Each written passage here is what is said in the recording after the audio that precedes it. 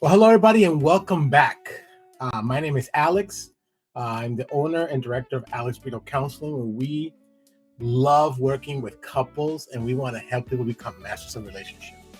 The last episode that we launched, we talked about just introducing this whole Gottman method that we use and why we believe it can really help restore and change the way you look at your relationship. If you've been following us, we're talking about why we specialize in working with couples and how this method, the Gottman method, shapes how we work every day. Okay. I introduced it last time.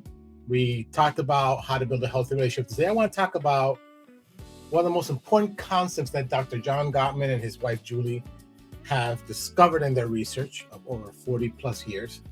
And according to Dr. John Gottman, there are four communication patterns, one, two, three, four, that slowly damage the relationship over time, and they become habitual.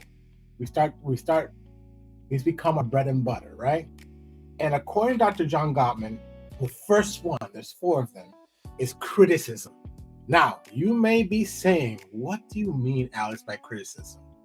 Because criticism, we've learned to use the word, well, I'm trying to give you constructive criticism. And Dr. John Gottman would say, we don't believe in constructive criticism because criticism is not the same as a complaint or feedback, right? That's one thing. In a healthy relationship, people have complaints all the time. Think about it. You go to a restaurant, if you were like, hey, it's not always about what's bad. It's like, hey, this was good, but it could be better, right? Or here's some things where we found some things we can improve. That's what a complaint is. And we'll see how they come up in the relationship. In healthy relationships, you can say things like, I wish we could spend more time together. That's a valid complaint, right? I feel disappointed that you forgot to call me. That is a valid complaint because criticism, what it does, right, is it starts to attack the partner. In fact, I put a definition here on my little whiteboard, is attacking instead of addressing the behavior, okay? We want to focus on this part, not on attacking, but the behavior. For example, sometimes what we say that is criticism, because it's different. It's attack, so it could sound something like, now right down here, is you never think about anyone but yourself. It's an attack. You're so irresponsible. Now I'm labeling attacking you. You always mess things up, okay? Notice that when there's always and never, those are pretty good indicators that's criticism, right? Do you hear the difference? Versus, I feel disappointed you forgot to call. Instead of like, you don't call, so you only think about yourself. One is attacking, one's addressing the behavior. The problem is that when people feel attacked, right, it turns the conversation into something that is disconnected. People start to become defensive.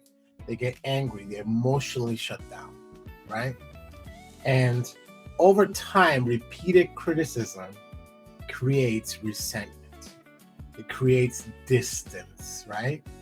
And it creates disconnection. I always tell couples, most of the couples come like this, and my goal is to get them back to do this, to reconnect, right? And so what do we do when criticism happens? Because each one of these behaviors, the true toxic behaviors, right? Criticism being one, has also what we call an antidote, because these behaviors are poison to a relationship. It could be slow or fast depending on the intensity, but it's a long-lasting poison that destroys the relationship. So we need an antidote. Now, what is the antidote? Instead of blaming or attacking, we use what we call the tool of a gentle startup. And what is a gentle startup? Because a gentle startup does the following thing. Instead of blaming and attacking, it allows us to describe how we feel and what we need. So the way I look at a soft opening is a way that we can ask our needs. We can say what we need instead of attacking the person. Here's what it looks like. And I'm going to try to put in my little whiteboard, so bear with me, right? Attacking includes judgment, criticism, defining people, labeling.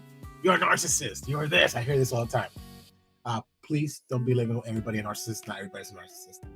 But it's basically being able to say, I feel, right? right here. I feel whatever feeling it is, and we put because, and then we do a right description as to why. We focus on the behavior, not we don't do judgment statements. And then what I need, right? Sorry for my handwriting. Need is blank.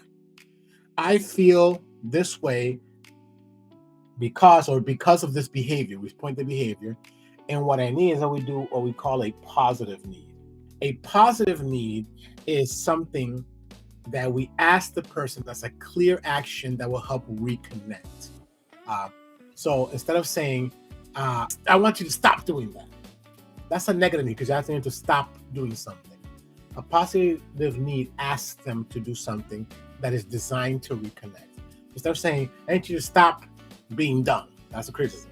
Say, hey, it would help me if you would be considerate by, spitting back to me what the plans were or what the agreement is, or if there's a better way we can remind you, if we can find better ways to remind you that we have this agreement for you to call me. That focus on what you need, we focus on the behavior, and what happens to the receiving person is that we can take it better because we're not being attacked. Because criticism is not giving feedback, and feedback is addressing the behavior. And because the behavior can change, but when you say you're sloppy, you're defining me. Say like, hey, that behavior was a little messy. I wonder if we can make it a little bit less messy because I want to be able to get close to you. And that's what a soft opening is about. When you start conversations, when you're interacting with your partner, I want to encourage you to use soft opening and focus on what you feel and what you need, right? So in our next episode, we're going to talk about the next behavior, which is that of contempt. So I will look forward to seeing you in our next episode. And please put comments if you have any questions about criticism. If you're wondering, is this a criticism? Please, we'll address it in one of our podcasts. Well, I'll answer you through our social media. But we want to encourage you, instead of criticism, use a positive way of communicating, right? Which is a soft opening. Until next time, I'm Alex Brito, and welcome to the Art of Loving.